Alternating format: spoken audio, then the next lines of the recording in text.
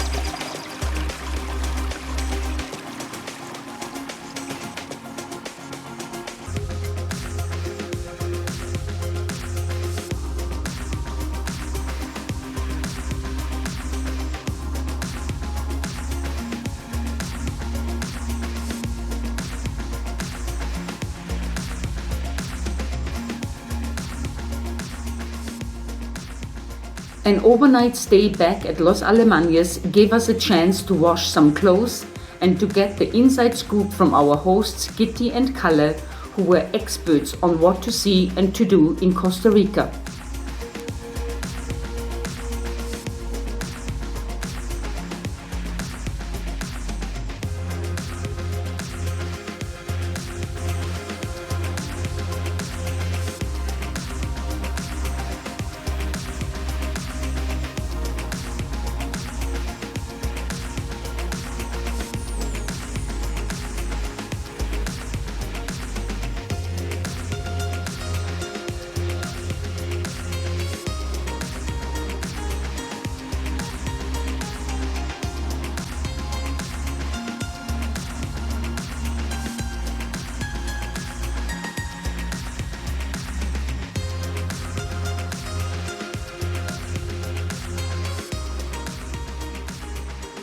Not too far from Alajuela is Volcano Poas. It is an active 2,708 meter high volcano and about 1.7 kilometer wide and 300 meters deep. The crater lake is one of the world's most acidic lakes and consequently it supports little or no aquatic life.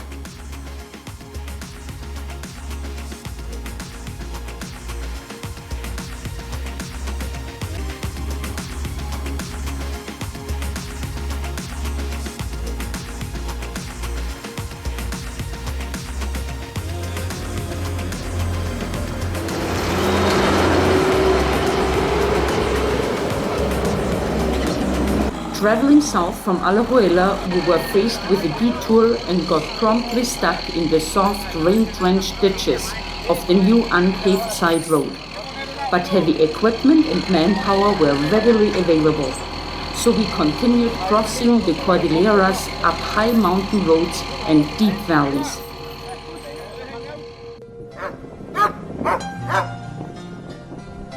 At Mirador de Quetzal, we stopped overnight to search for the elusive quetzal bird.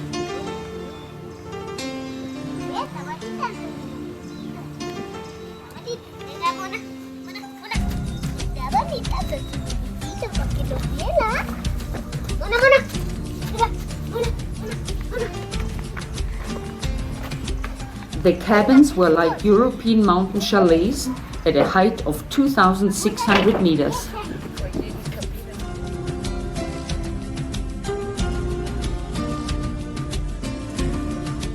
Our Spanish and the little and cute guy's English was not good enough to get answers to what we wanted, but one of the sons turned out to be the local guide and took Lutz on a private tour to look for the quetzal. Up and down steep terrain, sometimes at a run, was a real effort. But success.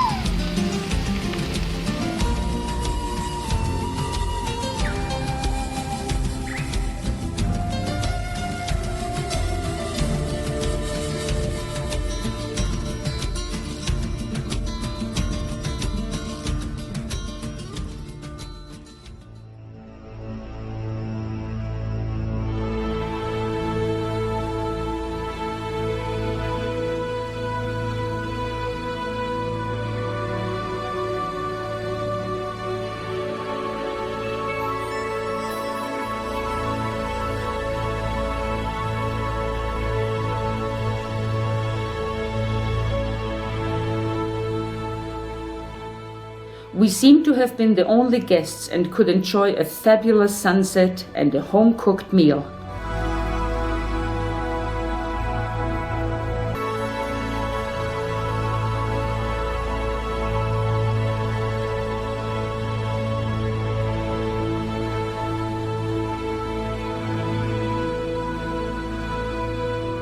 The night spent so high up in the mountains was a bit chilly. The temperature dropped to 5 degrees and we barely had anything warm to wear under the few blankets we had.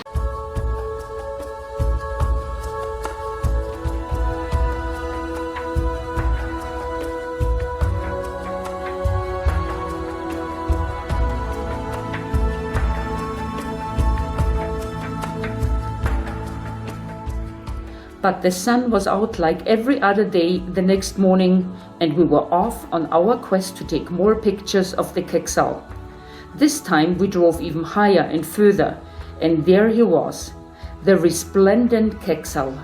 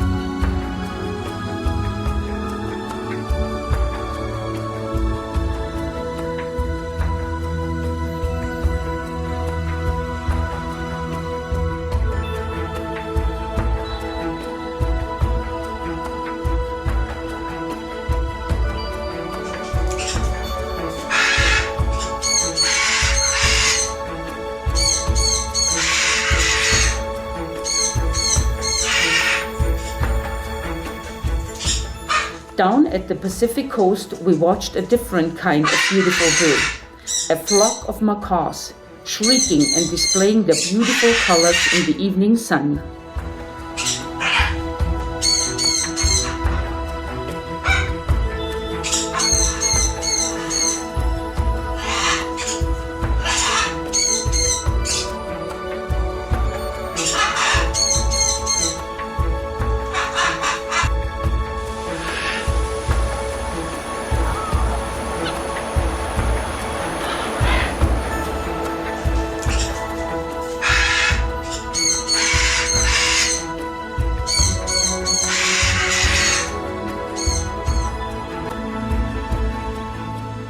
We took a boat tour to see capuchin monkeys in the mangroves, and our local guide not only spoke very good English, but was also an expert on the mangrove tree community.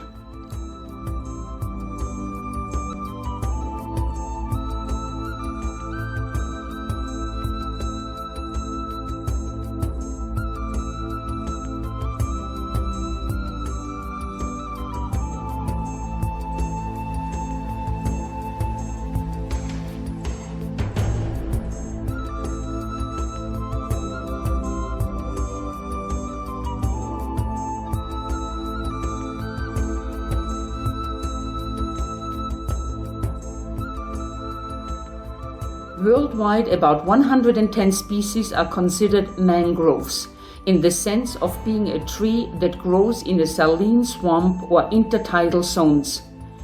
They contain a complex salt filtration system and root system to cope with salt water immersion and wave action. In Costa Rica, there are only 7 species of mangrove trees, with 4 from very different plant families. Take a picture of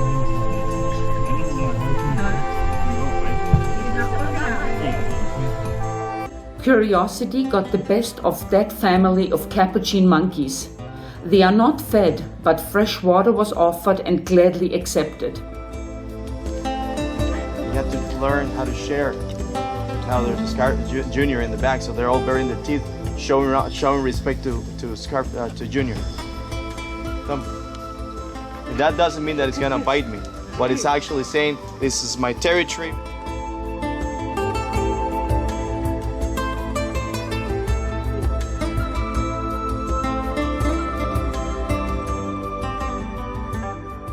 Capuchin monkeys have a very individual facial expression, which I enjoyed more from a distance than close up.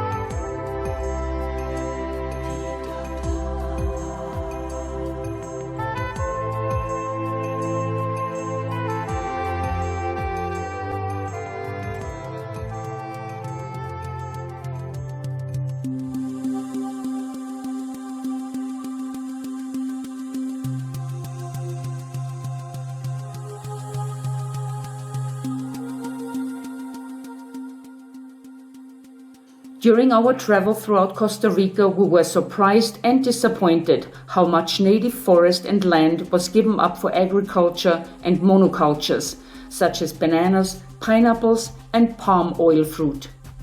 Carts pulled by oxen are used to transport harvested palm oil fruit from plantation to tractor wagons.